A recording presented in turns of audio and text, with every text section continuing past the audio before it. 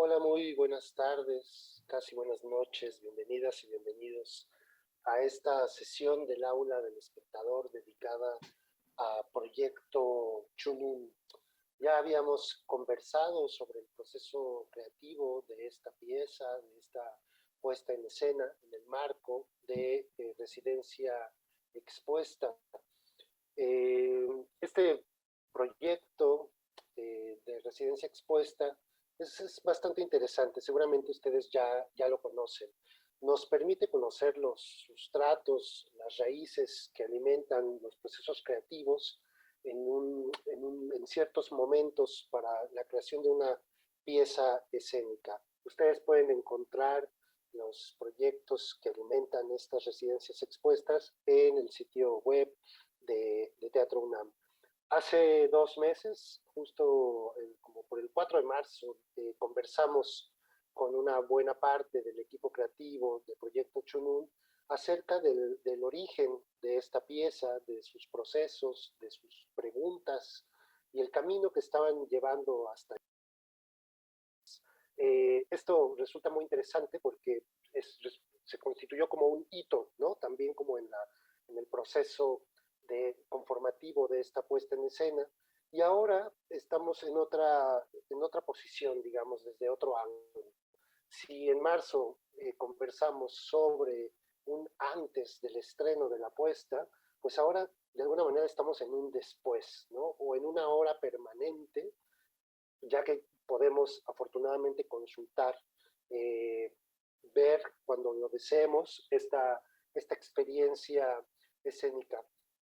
Y además, esta propuesta se inscribe en el ciclo de reflexiones que Cultura UNAM y que Teatro UNAM ha habilitado para pensar en torno a los 500 años de la intervención, de la invasión, del proceso de conquista del reino español en tierras mexicanas y con todas las problematicidades que ello implica, ¿no? Sobre cómo nombrar justo esta llegada, este proceso de intervención en estas tierras en términos espirituales, teológicos, ideológicos, políticos, y bueno, no resulta cómodo, no resulta fácil poner a discusión todos estos temas.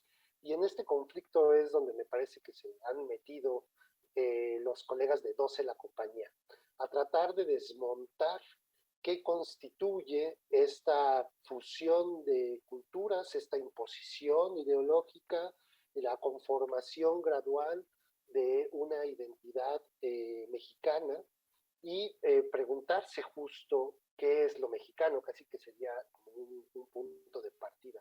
Esta puesta en escena, por tanto, pienso yo, está llena de preguntas que son propiciadoras, ¿no? Que no se quedan como en ese vacío, sino que nos invitan a reflexionar sobre aquello que vamos siendo como mexicanas y como mexicanos.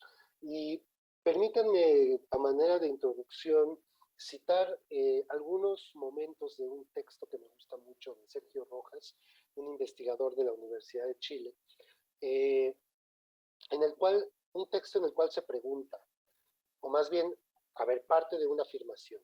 Se tiene identidad porque se puede recordar. Él parte de este principio. Y también nos dice, el sujeto que recuerda es el presente de su historia. De esta manera podemos entender que el tiempo se rehabilita a cada vez en el sujeto en disposición de recordar. El tiempo entonces se renueva a través de ese sujeto, ¿no? Habrá que también acentuar que este sujeto, cuando recuerda, deja de ser objeto de su propia historia o de la historia de los demás, ¿no? Cuando acudimos a nuestra memoria, entonces estamos experimentando directamente esa historia. Pero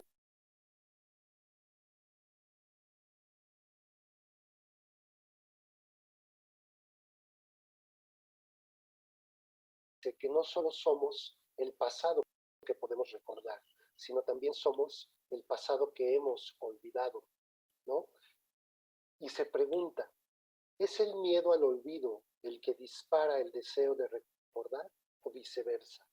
es la necesidad de acudir a la memoria lo que desata el miedo al olvido. Y de allí quizás que acudamos a los registros, a los archivos, a la memoria viva de nuestros ancestros, para aliviar con esa memoria y lidiar también con ese olvido. La memoria personal, nos dice Sergio Rojas, causa un desconcierto, una permanente duda. Se instituye a partir de fragmentos. Esa emergencia de lo singular, de lo contingente, de la destrucción del olvido, que también referiría a Derrida,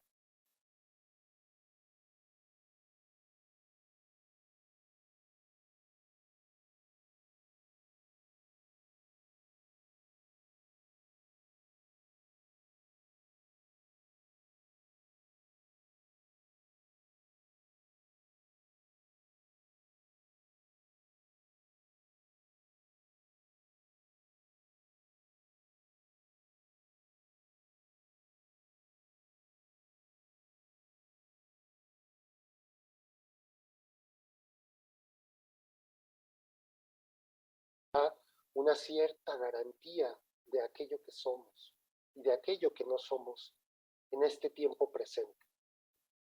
De esto y más nos habla esta puesta en escena. Quisiera partir de ahí, dentro del cúmulo de estímulos que nos brinda esta experiencia, para empezar a abordar de manera muy breve a algunos otros puntos. Esta pieza parte de la mirada extranjera de Alexander von Humboldt, ¿no? Quien visitó este país a principios del siglo XIX, particularmente en 1803. A partir de esta mirada externa, de lo ajeno, de lo otro, la compañía se pregunta, ¿qué es México? A partir de su diversidad cultural, artística, geográfica, de sus lenguas, de sus muchas formas de convivir, de comer.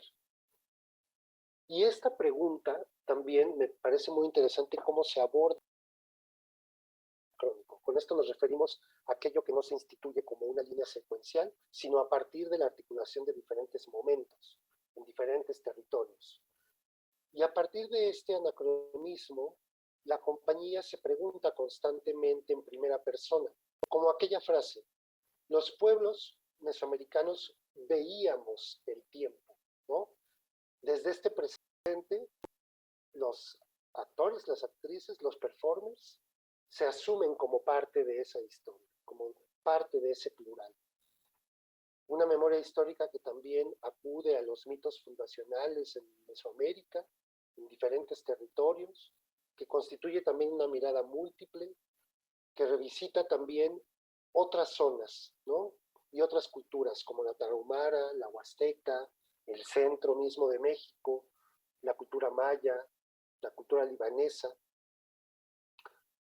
Cuando vi por primera vez esta puesta en escena, me parecía que era como un libro abierto, un libro que nos va haciendo un viaje a través de sus páginas y que se estructura principalmente a partir de preguntas, como ya venía diciendo. Algunas preguntas que además constituyen las varias escenas de esta puesta en escena, ¿no? ¿Qué era el territorio mexicano entonces, en la llegada de los españoles o en la llegada de Humboldt? ¿Quiénes somos ahora? ¿Qué es México? ¿Quién soy? ¿Quién es el otro? ¿De dónde venimos? ¿A qué sabemos? ¿Por qué no podemos vivir en el tiempo? ¿Qué es el alma mexicana? ¿Qué es lo que nos hace sentir más mexicanos? Entre otras preguntas. A mí lo que me deja ver es que justo a partir de preguntarse es que inician su proceso de investigación y la configuración de esta experiencia.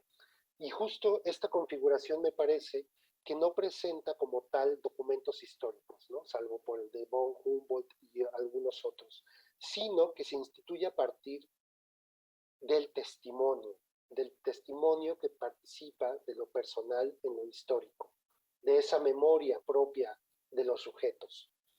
Y esa memoria toma forma con la voz enunciativa en primera persona de las actrices, los actores o los performers, ¿no? Entonces vemos un grupo de seres humanos que se reúnen para hablar de su identidad, para cuestionarse, para acudir a su memoria. Un cuerpo de intérpretes o de performers que pendulean además entre una presencia de lo real y lo poético, que se desdoblan constantemente entre el yo y aquellas voces que me constituyen, las voces de la abuela, las voces de la familia, las voces de mi barrio, de la comunidad. Y es muy interesante cómo también en esta puesta en escena vemos un teatro muy arraigado, ¿no? A estos círculos, a las bases identitarias conformadas por lo popular, el barrio, la familia, lo personal, y cómo esto se enuncia a partir de la palabra. Me parece que hay dos elementos constitutivos ahí muy importantes. La palabra que funda los relatos, está como parte de esta tradición oral, y el cuerpo, que tiene un lugar también muy importante desde sí mismo, ¿no?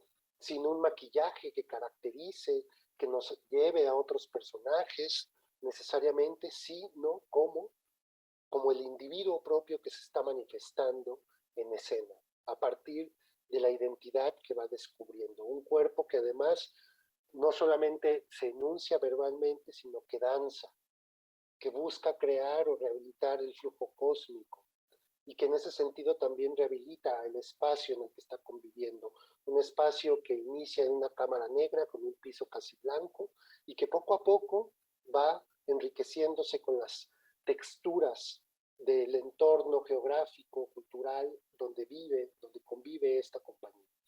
Entonces, estos son algunos rasgos constitutivos de esta experiencia que me parece que pueden ayudar a detonar la conversación con nuestras y nuestros invitados y también con ustedes espectadores.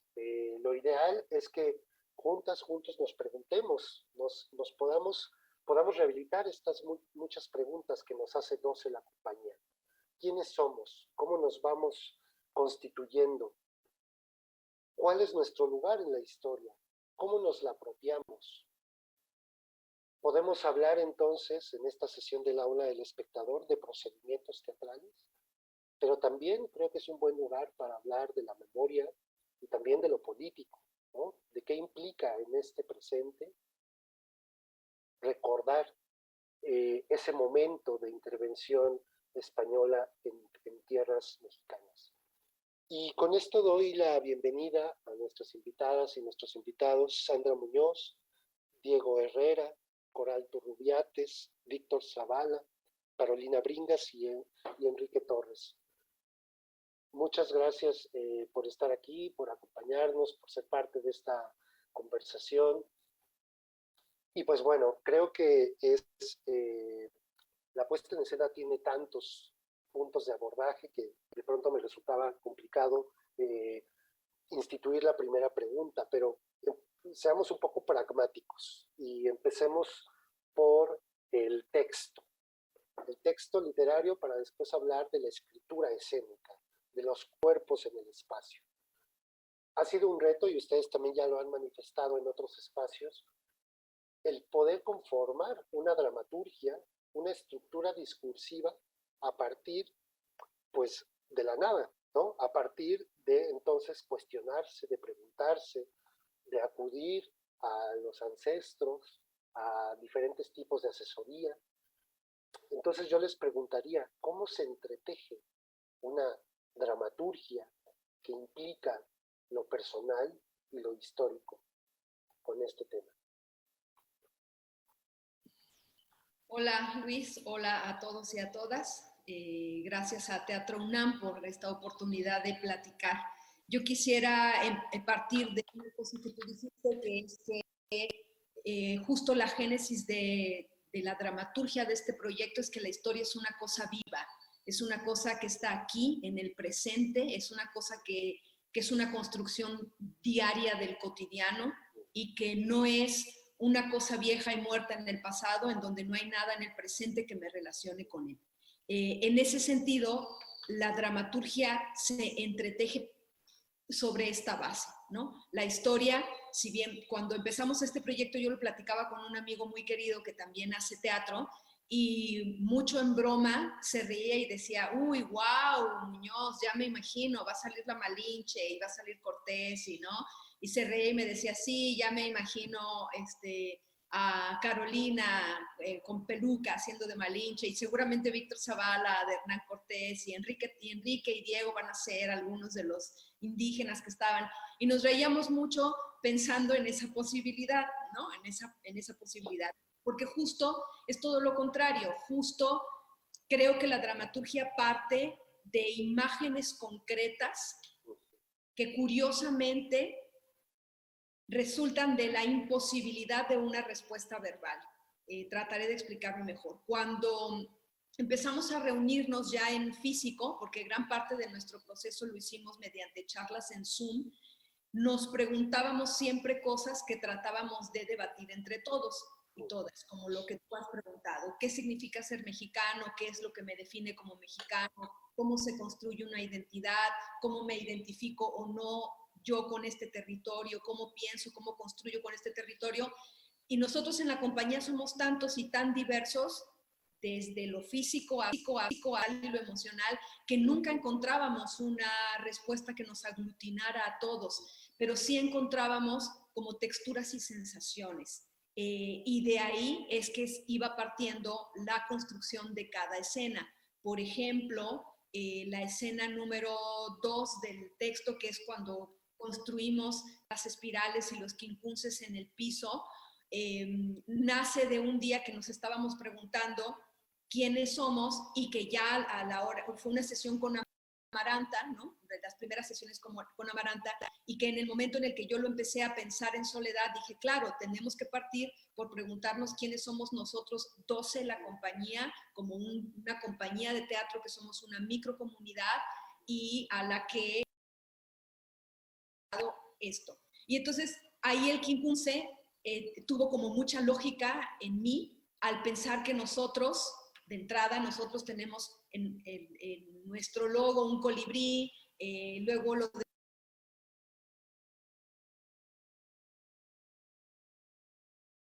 de cosmovisión y a toda la magia y el poder atribuido a este ser, cómo el quincunce era también un sistema de dualidades, de negociaciones, de cuidados unos con otros, y dije, claro, esto es lo que somos como compañía, y entonces podemos empezar a partir por ahí.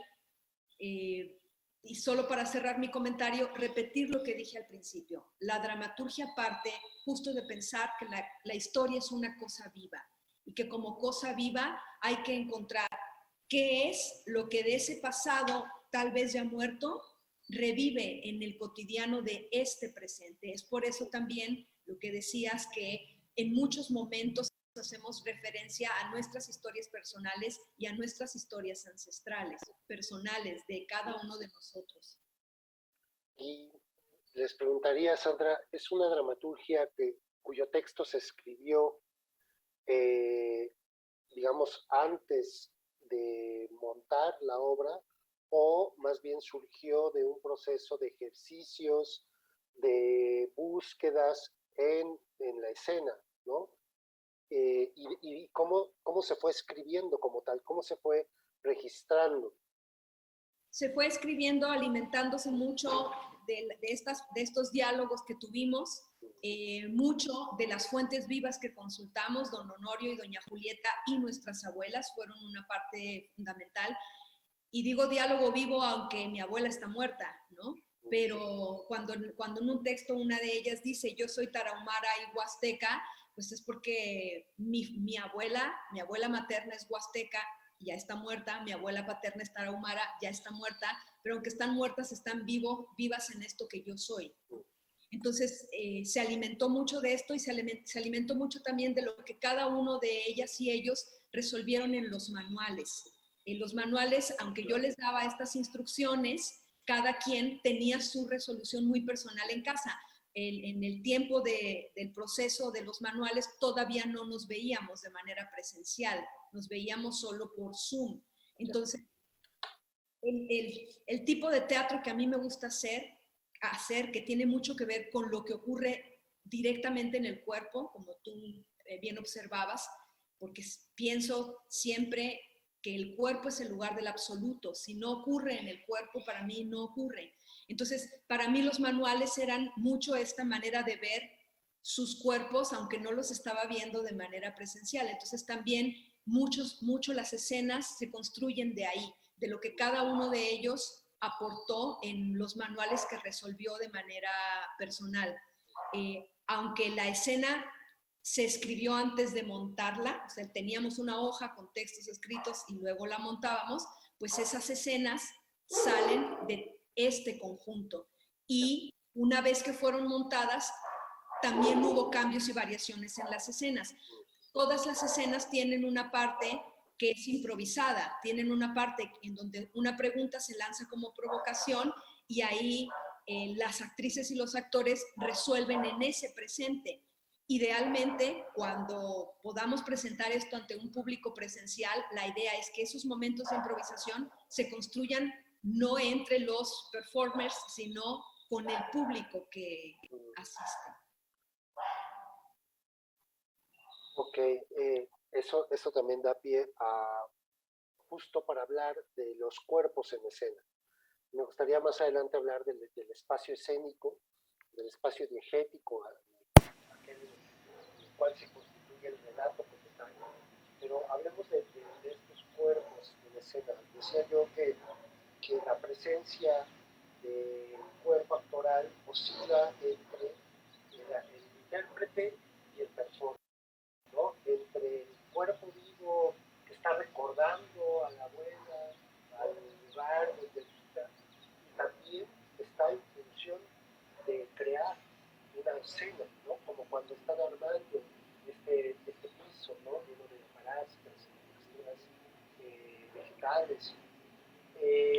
¿Cómo es que se llegó a esa resolución?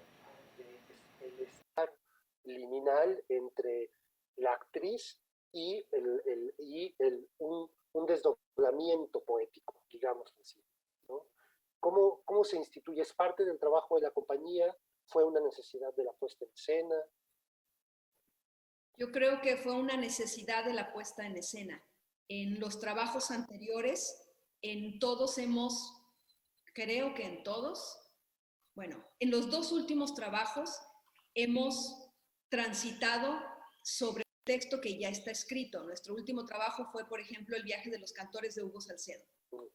Y el anterior a ese fue Doña Rosita la soltera de Federico García Lorca. Pero ya en esos dos había una intención que, si bien partía de una necesidad de deconstruir el tiempo en las escenas, implicaba que el actor dejara de decir yo soy el personaje yo y se pusiera en el cuerpo del yo.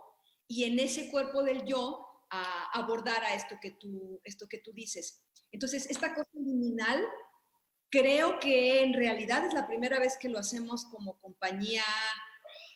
Bueno, no, ya una vez hicimos Shibum, pero era otra cosa. Pero ahí en Shibum también cada quien desde el yo enunciaba su propia historia. Aquí yo creo que fue una necesidad de esto que tú decías, que la génesis es preguntarnos en nuestro presente, y es muy diferente el presente mío que el presente de Víctor, que el presente de Diego, ¿no? Entonces creo que fue una necesidad de esta puesta en escena en específico. Y a partir de esto, preguntar al cuerpo actoral que con este tránsito al interior de la compañía, entiendo que más en un ejercicio de representación, de habilitación de personajes, ¿cómo se sintieron al estar como ustedes mismos, al hablar desde sí, desde su familia, desde su comunidad? ¿Qué les implica como actrices, como actores, este tipo de trabajo?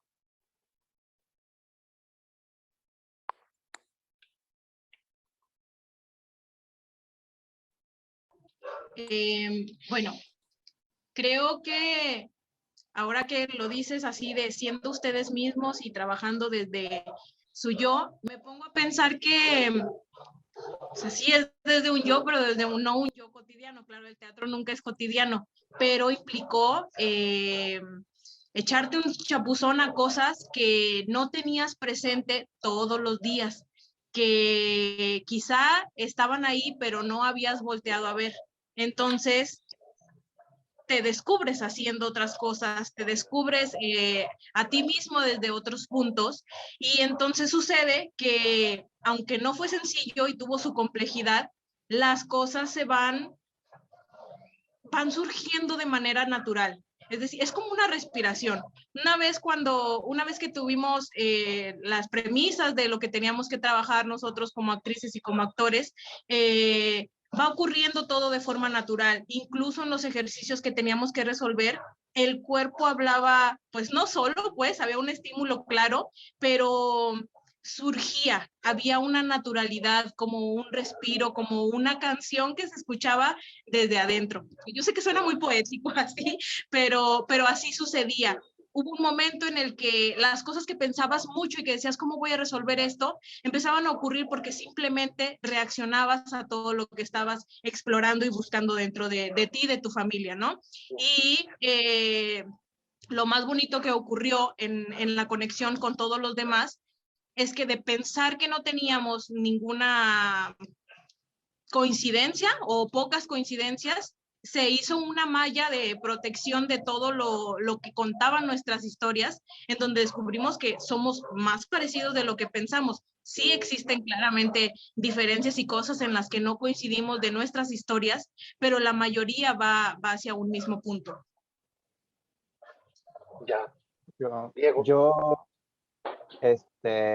sumando un poco a lo que dice Coral, sí pienso que hubo un redescubrimiento personal, pero a mí me parece también muy padre lo que pasó colectivamente. Si bien ya somos un grupo que hemos trabajado en muchos montajes y siempre se entrelazan diferentes cuestiones a la hora de estar juntos en escena, justo redescubrir cada quien algo, reencontrarse con cosas que uno no sabía que sabía y echarse un chapuzón a muchas otras cosas que ahí estaban, nos permitió eso. O sea, fue otra identidad a la hora de trabajar, de volver a encontrarnos y volver a mirarnos y decir, ok, este es el grupo con el que hemos estado trabajando y nos hemos entrelazado desde personajes, desde, como dice la maestra, hablando de nosotros mismos, enunciando también, pero esta fue otra dimensión también de conexión colectiva, de ensamblar un discurso a partir de reconocer literalmente al otro. Es decir, esta es la nueva, bueno, esta es la otra Carolina con la que he actuado, pero estamos en otro sitio y estamos conectándonos a partir de otras cosas. Me parece muy rico haber encontrado tantas diferencias. O sea, sí creo que encontramos similitudes, pero me gustó mucho que yo soy muy de debatir con todos. Me gustó mucho que este espacio nos permitió eso, a confrontar muchas situaciones y construir a partir de ahí, desde lo que cada uno es, con lo que cada uno piensa y con lo que cada uno quiere decir. Gracias, Diego. Víctor, adelante. Sí, yo quería decir que hay algo que a mí me parece muy interesante y lo hablo desde manera personal porque siento como un pulso constante, no sé, voy a tratar de explicarlo. Hay un texto que yo digo en una respuesta de otro texto que dice Enrique, que habla acerca de la raíz mexicana, y le digo yo, bueno, pero eso de la raíz mexicana no es lo que me hace sentir precisamente indígena, perdón, no es lo que a mí me hace sentir precisamente mexicano. Y lo digo justo con este texto, pero hay muchos textos que están moviéndose constantemente entre nosotros siempre, que cada vez que lo decimos hace que un algo dentro de mí, en lo particular con ese texto, me acuñe la pregunta nuevamente y cada vez que lo digo me haga pensar eso que estoy diciendo y me haga pensar, bueno, ¿qué es lo que me hace sentir mexicano? Y como las preguntas, justo como lo dijiste al principio, son tantas y es una constante, todo el tiempo genera un presente, lo digo desde mi persona, me genera un presente constante que me parece muy padre por el teatro, por la escena, pues, que eso es, ¿no? O debería serlo, pero me pone siempre en una situación en la que estoy haciéndome preguntas que dentro de mí requieren respuestas en ese momento. Y entonces voy oyendo durante todo el montaje todas estas preguntas que quieras o no quieras, te van pegando, o a lo mejor no son tus preguntas, pero que definitivamente sí es un algo que dices, bueno, ¿y esto cómo se responde? Claro. ¿Sí? Y que veo que esto también tiene implicaciones personales del colectivo y sumamente políticas, porque quienes se están anunciando pues son ustedes, ¿no? No hay un dramaturgo que llegó y les dijo, bueno, aquí está la puesta en escena, y que claro, hay una responsabilidad ética siempre, ¿no? En montar un texto ajeno, digamos, ¿no? Aquí la voz es de cada una de sus personas y de cada una de sus memorias y comunidades o familias, ¿no? Entonces, esto toma, pienso yo, una dimensión que conecta más con lo real, ¿no? Del público, de los espectadores, de su propia gente, ¿no? Que los ven enunciándose así, en ese ámbito escénico, contactando directamente, ¿no? Y a mí eso me parece muy, muy rico y muy interesante, porque entonces, esto de lo que hablaba Sandra, este hacer historia, no es acudiendo solamente a textos históricos producidos por alguien más, sino instituidos por ustedes mismos, ¿no? Así como no acuden a otra dramaturgia, no acuden a otra historia, ¿no? Para hablar de ustedes, sino que acuden a ustedes mismos. Y eso me parece muy, muy elocuente, muy arriesgado también, porque puede no ser fácil, ¿no? Como lo decías, Diego, genera debate, genera discusión, y bueno, esto puede ser muy positivo o no tanto a veces, ¿no? Quisiera hablar un poco de los desdoblamientos poéticos o un poco más alejados, bueno, no sé si alejados de lo cotidiano, como los momentos coreográficos, dancísticos. De pronto tengo muy presente los momentos donde están zapateando, ¿no? Y me recuerda una conferencia muy bella de este gran historiador del arte, George D.D. Huberman, cuando habla del flamenco. Yo lo analogo con el son jarocho y el son huasteco. Él explica cómo el acto de golpear el piso es una llamada a la raíz, es una llamada al centro, que en el momento en el que golpea, se devuelve esa energía y nos recuerda quiénes somos, nos recontacta con nosotros mismos, que me parece muy bella esa imagen del ir y venir, ¿no? Entre el piso y el pie que está zapateando, ¿no? En ese sentido, yo quisiera preguntarles también sobre su experiencia con estos momentos de desdoblamiento, con este otro yo que se está también manifestando ahí. ¿Qué tanto les pertenece y qué tanto les dice a ustedes?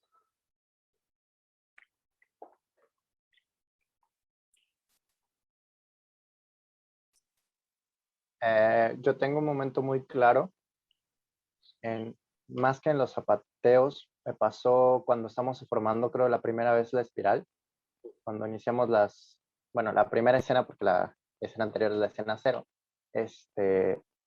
y se empieza a narrar la historia de cuando los dioses y las diosas y todo este rollo. Tengo muy claro un ensayo en que estábamos en el patio de la maestra Sandra, que es al aire libre, que estaban los árboles y entonces empezó a hablar de Víctor, de toda esta cuestión de la creación, de las cosas que hicieron los dioses, las diosas, cómo se empezó a ensamblar el universo. Y no sé, o sea, el viento soplaba, habían árboles, habían cosas, y en una cosa muy romántica, de verdad tuve ese momento de conexión de decir, pero claro, o sea, no hay más que buscar, ¿no? O sea, de repente es dejar que lo que tú decías, ¿no? Que la energía regrese y vaya y nos atraviese. Y en ese momento me hicieron mucho sentido las palabras y también esta unión de nuestros cuerpos, la cuestión de la espiral y demás. Y mientras caminábamos, porque solo, por decir una cosa, estamos caminando hacia hacia la posición, estaban ocurriendo muchas cosas alrededor, ¿no? Y hacia el interior también. Entonces, conecto mucho con esto que tú dices de recomunicarnos con la tierra y pues con todo el entorno que nos estaba alimentando. Bueno, eso ya después llevarlo hacia los momentos donde ya no estaba el aire, pero sigue adentro, pues, ¿no? O sea, ese momento para mí fue muy claro cuando ocurrió, cuando me metí como a esta otra dimensión de decir, uy, ¿qué es esto que siento? Gracias. Yo también quiero alimentar esa misma idea que acabas de proponer sobre la energía que va y regresa. Justo en un momento de zapateado fue que yo pensé, en este momento estoy conectada con todos. Y no por otra cosa más allá que el tiempo. Es decir, en el momento en que el zapateado mío era al unísono que todos los demás, esa energía no solo iba a la tierra y de regreso, sino también en un todo que nos aglutinaba y que nos protegía, como si fuera un campo de energía, ¿no? Físicamente así lo sentí yo en ese momento. Ya lo puedes pensar y traspolar a la energía, el teatro y todo lo que quieras, pero en ese momento, tal como lo dice Sandra, en ese momento pasó por mi cuerpo y en ese momento entonces sucedió. Y ahí lo conecto con esta otra idea de esta soy yo, este es el otro y este somos todos en esta sociedad. De todo esto habla la obra, ¿no? ¿Quién soy yo? ¿Quién es el otro? Lo que nos aglutina, lo que nos conforma, la diversidad que tenemos uno con el otro, uno entre la sociedad. Bueno, tantas cosas se me vinieron a la mente con esta idea que acabas de proponer, y es que tuvimos muchos momentos así, o sea, muchos momentos de que en un atisbo, en un pequeño instante, encontrabas una respuesta a lo mejor a una o a 10 preguntas que te habías hecho una o 10 veces durante el proceso, que este proceso así fue, lleno de purititas preguntas, y siguen, yo todavía me encuentro de pronto lavándome los dientes y digo, oye, ¿y qué hubiera pasado? Sí, me explico, es decir, lo sigo traduciendo en mí, en mi cotidiano, en mi relación con los demás, en mi relación conmigo y con mi pasado. Bueno, esto es lo que ha pasado, en el post de una vez estrenado esto, ¿no? Una vez que sí, seguramente va a tener mucho más camino y desdoblamiento, pero esos momentos de los que tú partes se siguen moviendo en mí, y creo que es una constante en todos nosotros. Gracias, Carolina. Sandra, ¿nos querías compartir algo? Sí, que yo sé que a Enrique le gusta hablar muy poco, pero me gustaría que sobre este asunto él dijera algo, puesto que este zapateo en realidad es la división por fraseo de un ejercicio que hizo Enrique. Fue una resolución de Enrique del Manual 2 de Todos Somos Indios. Entonces, cuando yo platiqué con él sobre por qué hizo eso o por qué decidió que el zapateo fuera la respuesta, ¿no?, a ese manual, él me dijo algo muy interesante sobre su raíz, ¿no? Entonces, me gustaría que él abordara un poco más eso.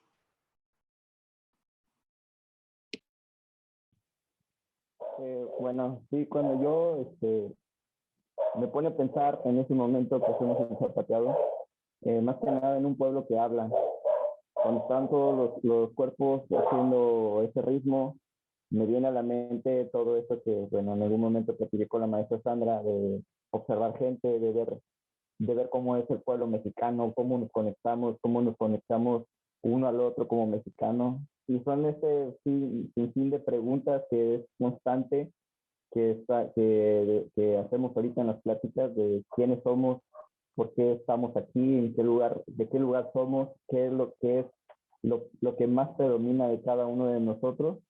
Y creo que en ese proceso, en lo corporal, también creo que nos hacemos muchas preguntas. En lo cotidiano creo que nos hacemos constantemente preguntas de por qué somos así. Eso de observar personas a mí me lleva mucho a la reflexión. Creo yo que conecto mucho con la gente que observo a lo lejos. Muchas veces no les hablo, muchas veces sí me acerco, muchas veces me podría pasar mucho tiempo, no digamos horas, pero mucho tiempo observando lo que me puede identificar con esa persona cuando ni siquiera la conozco, cuando la veo solamente una vez en la vida. Y creo que esto, llevarlo a lo corporal, es unirlo con el pensamiento de los demás, con todo este trabajo que hemos construido. Gracias, Enrique. En este viaje entre el cuerpo y el espacio, quisiera que pasáramos por el vestuario. Un vestuario que también alude, nos recuerda a esas texturas, esos colores, ese movimiento incluso de la naturaleza, la organicidad del entorno. Víctor, si no mal entiendo, tú estuviste a cargo de este vestuario, de diseño. ¿Cómo surgió esa idea y cómo fue tomando forma hasta llegar a la puesta en escena? Antes de hablar del vestuario, quería decir algo acerca de lo que estábamos hablando, que a mí creo que hubo algo que me conectó, igual como decía Caro, que fue el momento en el que esta sensación de sonido no era tan fuerte. Originalmente habíamos pensado en que fuera algo que fuera muy sonoro, el zapateo, y al final quedó en esto, y este retumbe hace justamente, curioso, no había escuchado esto que dices, pero justamente cuando lo repienso, eso es lo que me provocaba, porque era muy, muy para adentro el golpe, sin tener que proyectarse hacia otro lado, retumbaba más hacia nosotros y oíamos el sonido, pero lo sentía yo como muy dentro de nosotros, que era un poco retomando lo que decía Caro.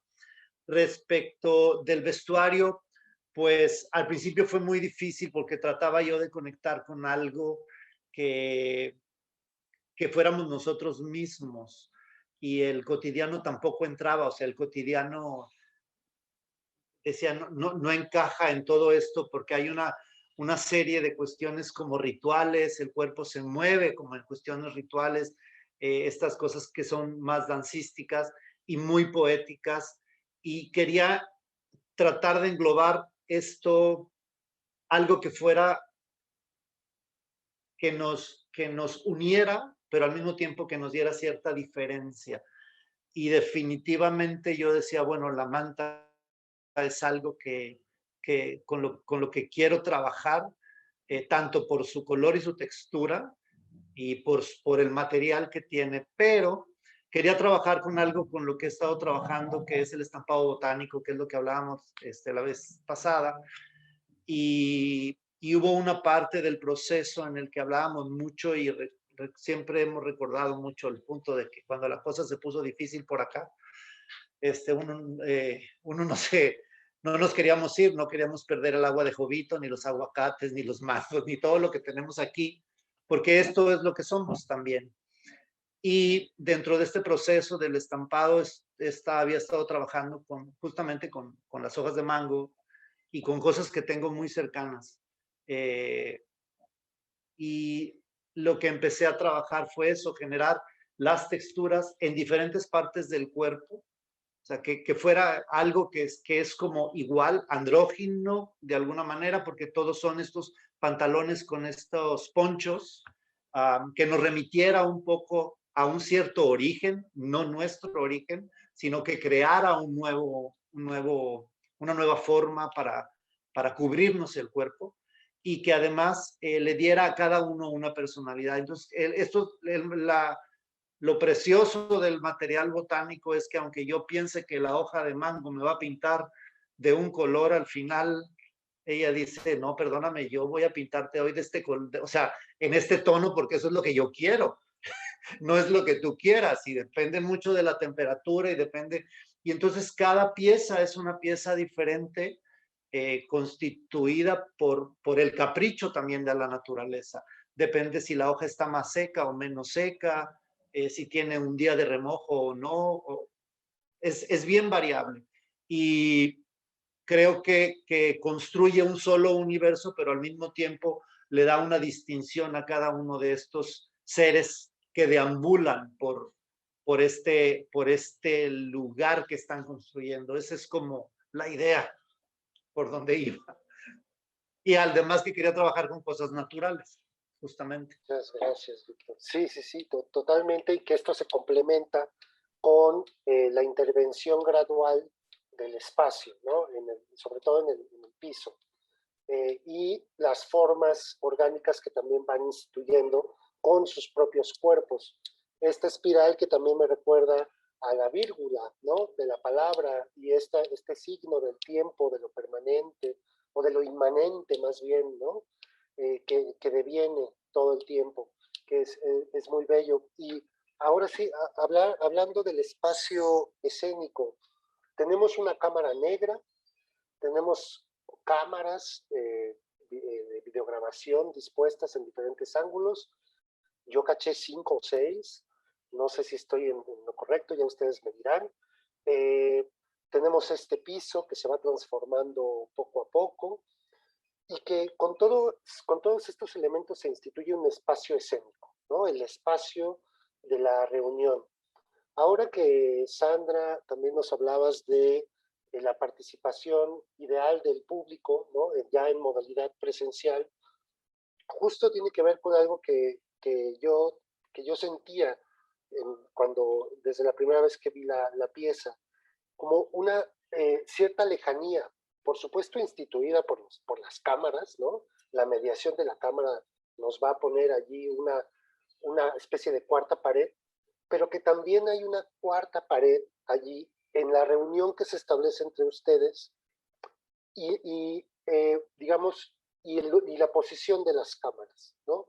Que genera quizás una sensación de ser más testigos que partícipes de esa fiesta, ¿no? De esa celebración o de esa reunión. Mi pregunta iría como hacia dos lugares. ¿Cómo fue que se pensó así para esta versión virtual? Y si acaso puede cambiar o han pensado en otro formato o en variables para la modalidad presencial. Se pensó así justo porque platicando con Sergio, originalmente la idea es que el que mira, porque sí es alguien que mira y que solo en determinados momentos participa, esté en círculo, ¿no? Esa era la idea, continuar con el mismo pulso de la escena que siempre tiene que ver con la espiral y con el círculo. Entonces, platicando con Sergio, me dijo, pues si lo queremos hacer Sergio siempre me aterriza en la realidad cuando yo le pido estas cosas, y me dijo, bueno, si quiere esto, entonces vamos a tener que conseguir un espacio de tantos metros, vamos a necesitar conseguir, no me acuerdo cómo me dijo que se llamaba esa cosa que giraba, ¿no? Entonces, pues cosas que la verdad son imposibles en este momento. Entonces, por eso decidimos hacerlo así. Entonces, Sergio colocó 3 cámaras, pero corrimos la obra 3 veces. Y en cada pasada, la cámara se cambió de lugar. Entonces, en una primera corrida estaba frontal y en laterales. Después estaba desde arriba. Y la tercera vez era casi a nivel de piso, ¿no? Esos fueron los momentos. Entonces sí, la idea es que cuando lo podamos hacer presencial, eso va a mutar. Tú hablabas ahora de esta disposición de que el espacio se va llenando de cosas. Justo la primera imagen que yo tenía y la primera escena que yo quería hacer, en realidad es la última.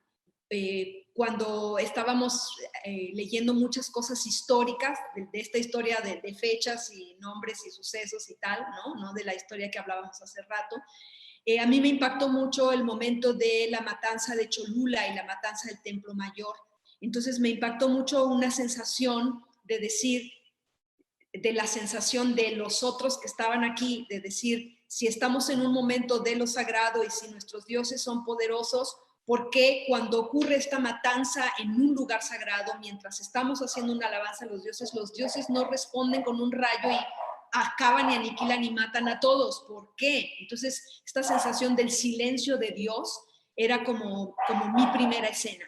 Y entonces, en mi universo ideal, lo que yo quería era que esa escena ocurriera en absoluto silencio, que fuera una escena de 10 minutos en silencio, en donde los actores solo estuvieran armando el quincunce en el piso, que iba a ser mucho más elaborado, y de repente entrara Víctor, que es quien cuenta lo de Humboldt, y pasara por en medio del quincunce y sin pudor lo deshiciera con sus pies mientras caminaba, ¿no?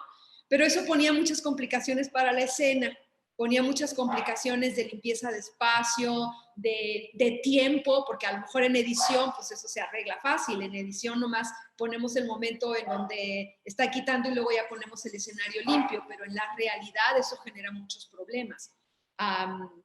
Entonces, bueno, si va a sufrir mutaciones, sí va a sufrir mutaciones. A mí me parece muy importante sí mantener esto que tú has dicho como del testigo, porque lo que está ocurriendo al interior está ocurriendo de nuestras propias preguntas y nuestras propias semiconclusiones. Y los únicos momentos de fisura o de abrir hacia afuera, pues son estos momentos que están marcados como improvisación, pero creo que el círculo es importante. La otra cosa que es muy importante es la sensación de las atmósferas sensoriales. En el momento en el que se despliegan todas las hojas de maíz en el escenario, huele de otra manera, huele lo verde, huele otro tipo de vida. En el momento en el que están armando el quincunce, pues también huele las florecitas que se ponen ahí. En el momento en el que se prende el saumerio que prendemos al final, pues todo se impregna de un otro aroma. Y esas son las cosas que espero yo que ocurran en algún momento. ¿Y sucederá en un edificio teatral o en un espacio público abierto? ¿Cómo lo han pensado hasta ahora? Digo, sé que me estoy adelantando un poco, pero también me gustaría imaginar esa presencialidad. Originalmente yo lo había pensado en nuestro espacio, ¿no? Que es una bodega cerrada allí. Pero una vez que lo estábamos haciendo, cuando estábamos grabándolo, pensé, claro, lo podemos hacer en un parque, ¿no? Podríamos hacerlo en un parque. Me acuerdo una vez que lo corrimos casi todo aquí en el patio de mi casa y esta misma sensación que dice Diego, ¿no? Ver el verde, ver cómo las hojas iban cayendo al mismo tiempo que la escena iba avanzando, cómo el mismo espacio era sin que nosotros le pusiéramos nada, ni las hojas ni nada, cómo el mismo espacio en 40 minutos era completamente diferente por la luz, por las hojas que caían, por el polvo, por la tierra, por el todo.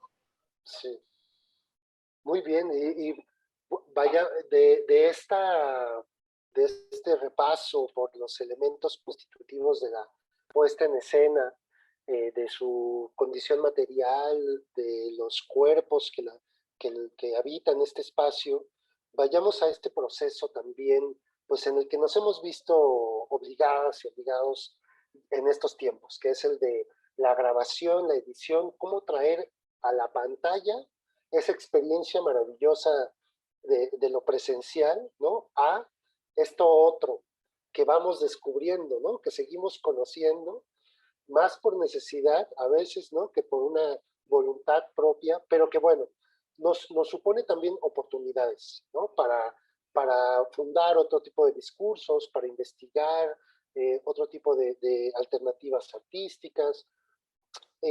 Cuéntanos un poco, Sandra, de cómo sucedió. Ya algo nos adelantabas, se grabaron tres diferentes momentos y con varias cámaras y después llega este momento de montar las imágenes más en un sentido casi cinematográfico, ¿no? De que es otro discurso. Claro. El día que hicimos la grabación fue un día muy pesado, porque empezamos muy temprano y terminamos muy noche, ¿no? Porque aunque yo te he dicho ahora que corrimos 3 veces, fueron 3 veces en la obra completa, pero luego hubo los detalles, ¿no? De cada cosa. Y luego cómo ir solucionando que las hojas, que eso fue algo que lamenté muchísimo, la primera vez que corrimos, las hojas estaban de un verde tierno, hermoso, refrescante, y lo que no contábamos es que las hojas se fueron marchitando en el transcurso del día, y entonces, y la toma buena, la que finalmente se usó fue la última, que es cuando las hojas ya se ven un poquito más cafecitas y en donde ya no se ve tan tupido el piso, pues porque ya se estaban haciendo, ¿no? Pachichis las hojitas. y bueno, la energía de los actores, cómo hacer que el que está ahí poniendo su cuerpo, su cansancio, su sudor, su frío, su pensamiento y todo su silencio, por supuesto que va mutando, cómo hacer que conserve después de 8 horas seguidas de estar grabando, de 8 horas seguidas de repetir la misma escena, cómo hacer para que vuelva a salir, ¿no? Lamenté mucho también, por ejemplo, que en los momentos de la improvisación, los primeros eran los buenos, pero las tomas buenas y los encuadres buenos eran los últimos. Entonces, hijo, pues ahí hubo que sacrificar una cosa con otra.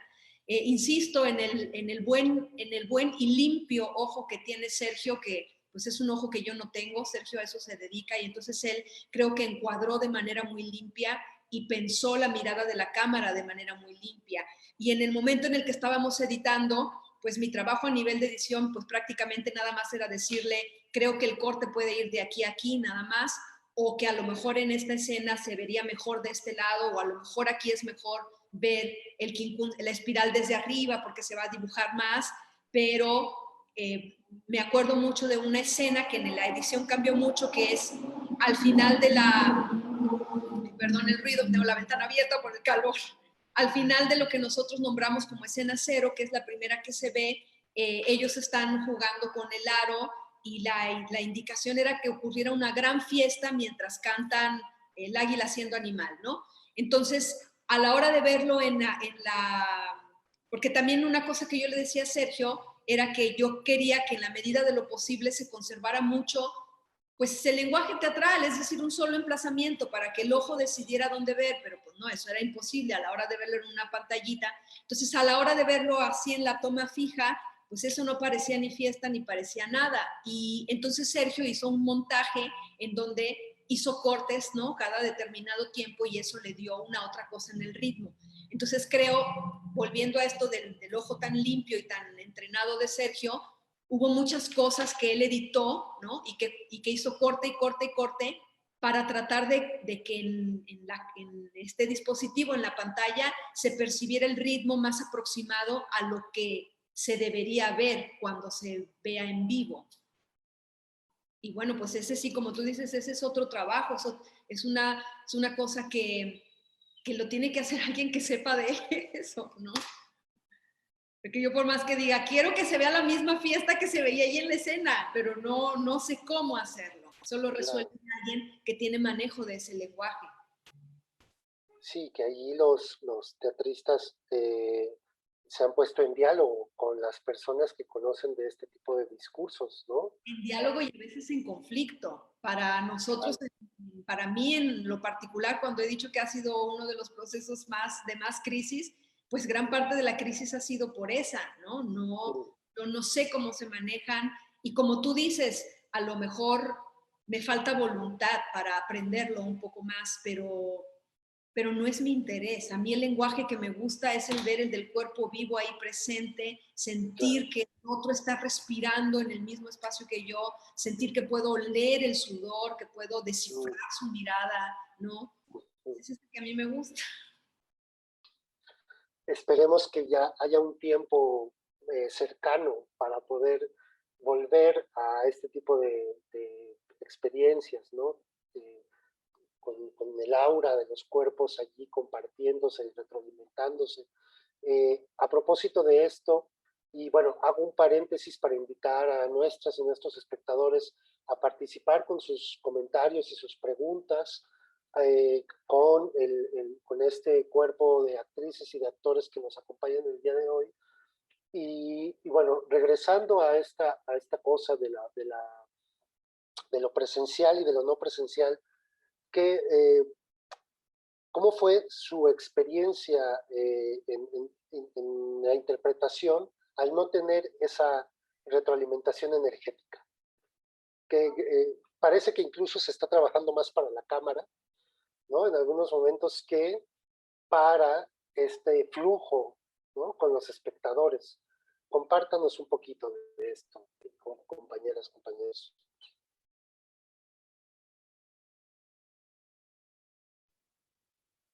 Yo quisiera decir que sí, lo que decías hace rato ha sido una nueva aventura, una nueva forma de hacer, y entonces hay que identificar las 20, 30, 40, 100 personas que están, pero están ubicadas en un punto o en 3 puntos. Y pues ahora sí que es buscar esa retroalimentación a partir de ese cristal, ¿no? Que está ahí. Hablo en mi caso personal, o sea, solo tener como bien identificado cada lugar. Ya hemos pasado por algunas experiencias en otras cosas que hemos hecho así, tratando de buscar salidas a lo que hacemos en la compañía, que también damos clases y estamos trabajando en línea, y entonces estamos tratando de encontrarnos en este lenguaje para poder, pues creo que sí es muy diferente, totalmente diferente no escuchar la respiración del público, no escuchar el comentario, no escuchar incluso el celular. Ahora hasta eso extrañamos. El vibrar, el suspiro, etcétera. Pero creo que hoy, y que lo hablamos así, que pienso en el día de grabación, no sé, creo que yo lo imaginé, o yo lo daba, estaba ahí. Creo que a destiempo, pero sí lo sentía ahí. Esa es mi experiencia. Gracias, Víctor. A mí me ocurrió un poco que la primera corrida fue, cuando grabábamos, fue una sensación de nada, o sea, de estar así flotando y decir, ¡ah! Y conforme mi traducción, ahora que escuchaba a Víctor, como creo que se fue resolviendo, fue como de estos momentos cuando ya uno está en el baño y canta y siente que está dando un concierto, y entonces hay chorro de gente y está apasionado y no importa que sea uno solo en la regadera. Como que se fue traduciendo a eso. Y que aparte, como que para mí se llenó con nuestra propia energía. O sea, había muchas cosas que a nivel colectivo nos empezaron a conectar y empezaron a ocurrir y empezó a agarrar otro ritmo, que éramos todos y en un punto todo estaba lleno, ¿no? Pero sí es una cosa muy diferente. Sí, yo sí tuve mi conflicto al principio de a dónde estoy hablando, qué estoy haciendo, a quién miro, y poco a poco se fue acomodando de esa forma. Gracias, Diego.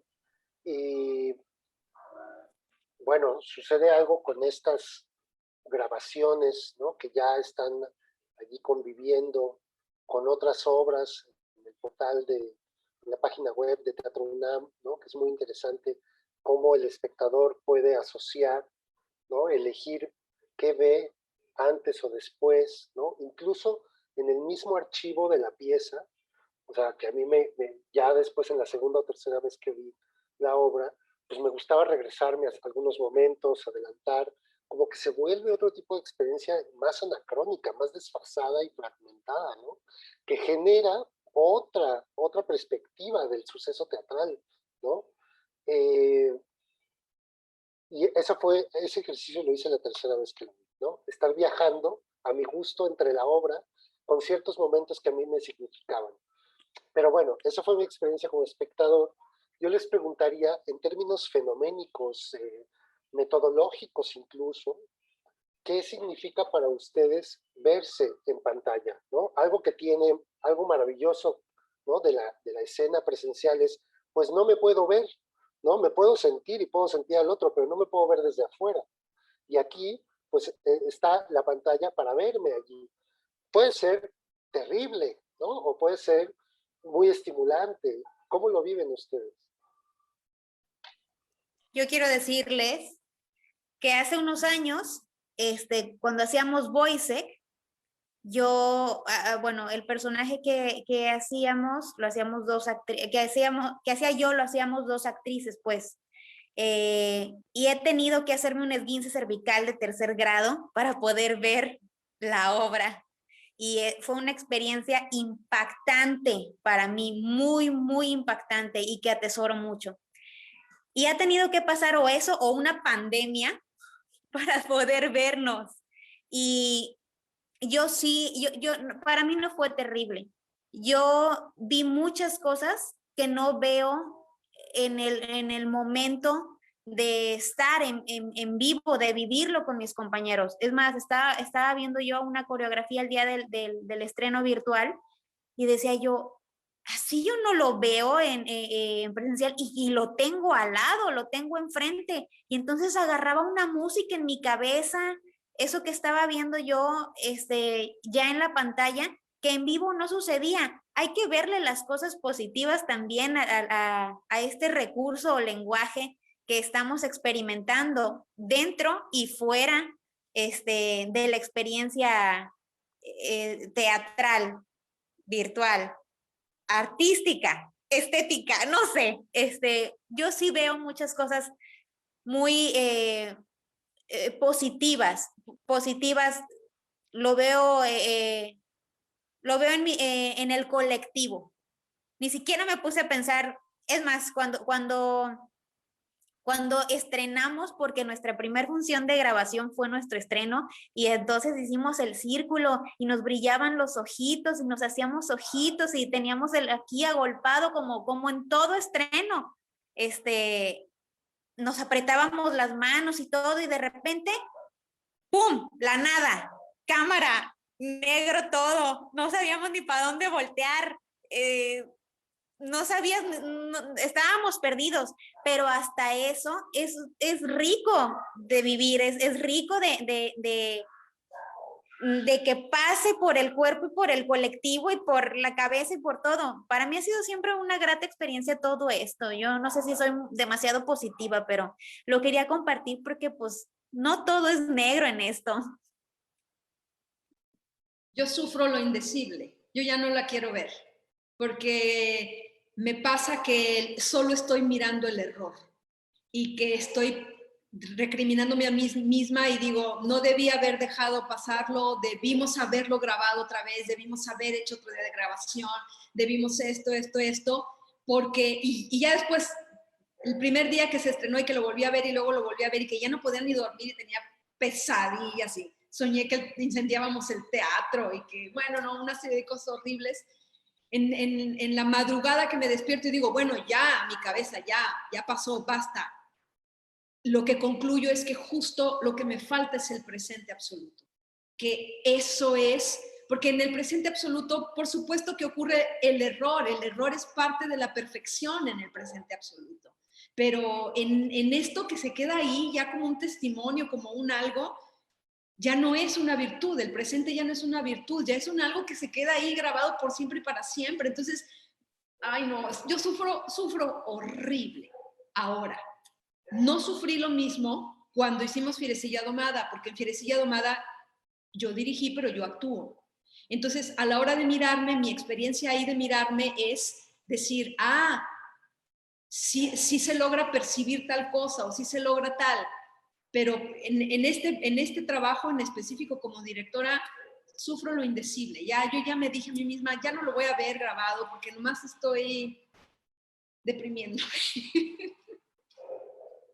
Yo quiero decir algo de lo que creo que va un poco conectado a lo que decía la maestra Sandra. Creo que lo positivo, o para mí lo positivo, es que podemos tener un poco de su visión desde afuera, cuando ella nos dice, pero es que cuando no hacen esto en la patita al mismo tiempo, no se logra. Y entonces, ya cuando lo ves en el video dices, a esto se refiere cuando sí se logra, en lo que se logró. Yo sé que hay cosas que a lo mejor no, pero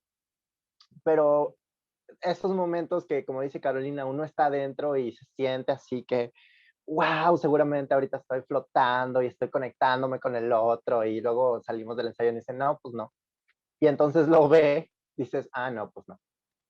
O sí, y entonces eso ya también es una nueva experiencia a la hora de comunicarnos también con ella, por ejemplo, en esta cuestión de la dirección, ¿no? De tener acceso a esta otra mirada, a esta otra realidad de la que ella construye. Entonces, eso me parece también, como dice Carolina, algo positivo. Yo estoy también de acuerdo en muchas de las cosas positivas, y creo que esto también se ha convertido para nosotros en una herramienta para la autocrítica, en todos sentidos, positiva, negativa, como la queramos ver, pero sí es una forma de aprender, porque uno también conecta con lo que estaba pasando en el momento en el que tú estás viendo en el video y dices, por supuesto, no estaba pensando esto y por eso pasa esto y esto. O sea, te puede ayudar en muchos sentidos. En el sentido de que, bueno, es una función y como dice Sandra, pues si fue la peor función, y está grabada, wow, o sea, pues me tiro por un puente, ¿verdad? Porque dices tú, esa es la que va a ser siempre, voy a repetir como el Día de la Marmota, la película esta, que nada cambia y nada cambia y nada cambia, entonces dices tú, adiós, pero siempre está la opción de bajarlo de las redes. Pero creo que es muy positivo, o sea, es un otro lenguaje que nos va a hacer aprender y que a partir de este punto también vamos a crear de manera distinta.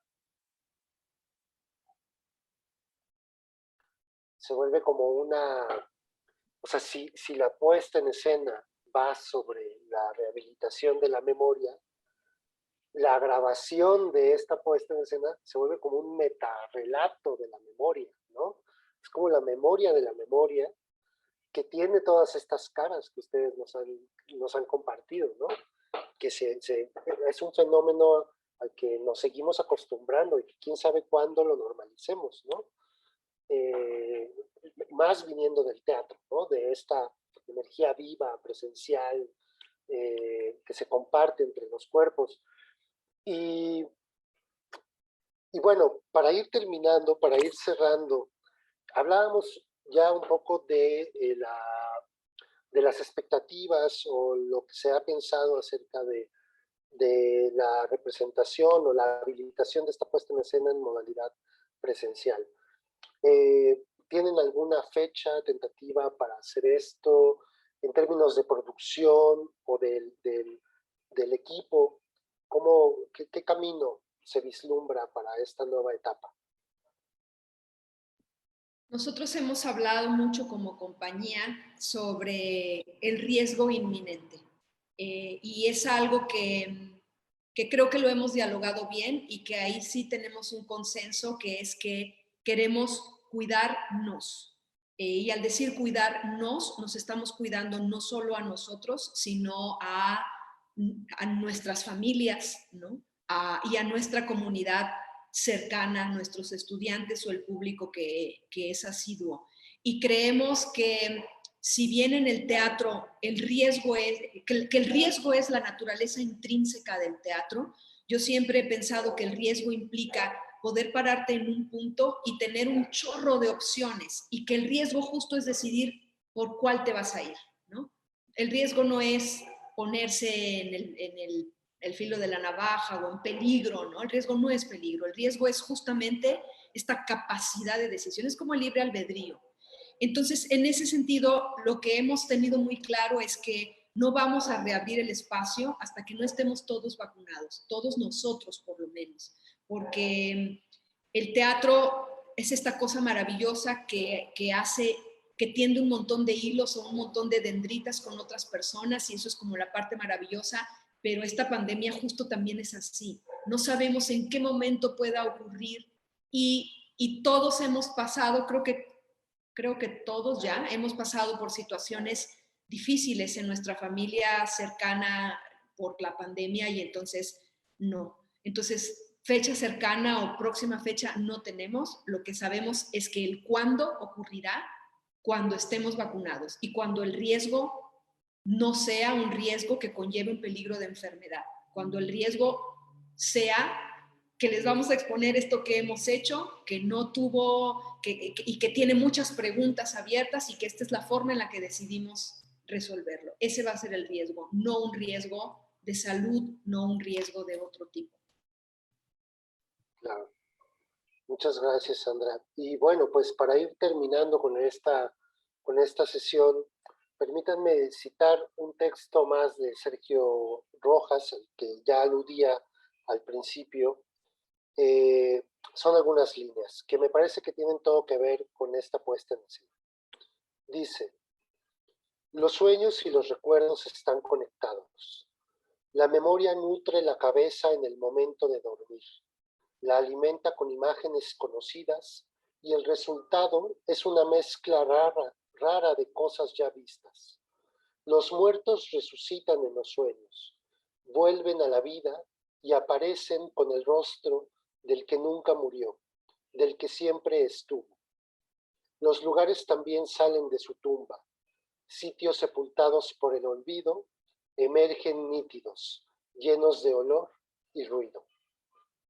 Me parece que esto es lo que está de manera presente en esta puesta en escena, y creo que mucho más lo será en su modalidad presencial.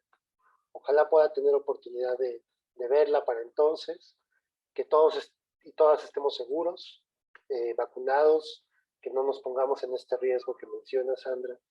Y por lo pronto, pues, tenemos la oportunidad de seguirnos encontrando a través de estos medios. Hay que utilizarlos, hay que sacarles provecho.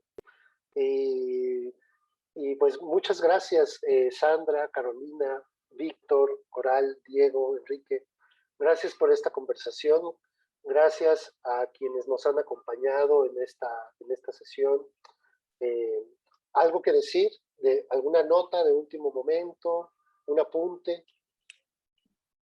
A mí solamente me gustaría volver a agradecer la invitación de Teatro UNAM a esta residencia expuesta, que si bien nos generó momentos de crisis, creo que justo las crisis son estos intersticios en donde uno puede remirarse, y eso me parece muy bueno. Agradecer a Juan Meliá todo el gran trabajo que está haciendo ahí al frente de Teatro UNAM, y agradecerle, por supuesto, a todo su equipo el cobijo que nos han dado durante esta residencia expuesta. Gracias a ti por tu mirada, que también nos hace remirarnos y repreguntarnos.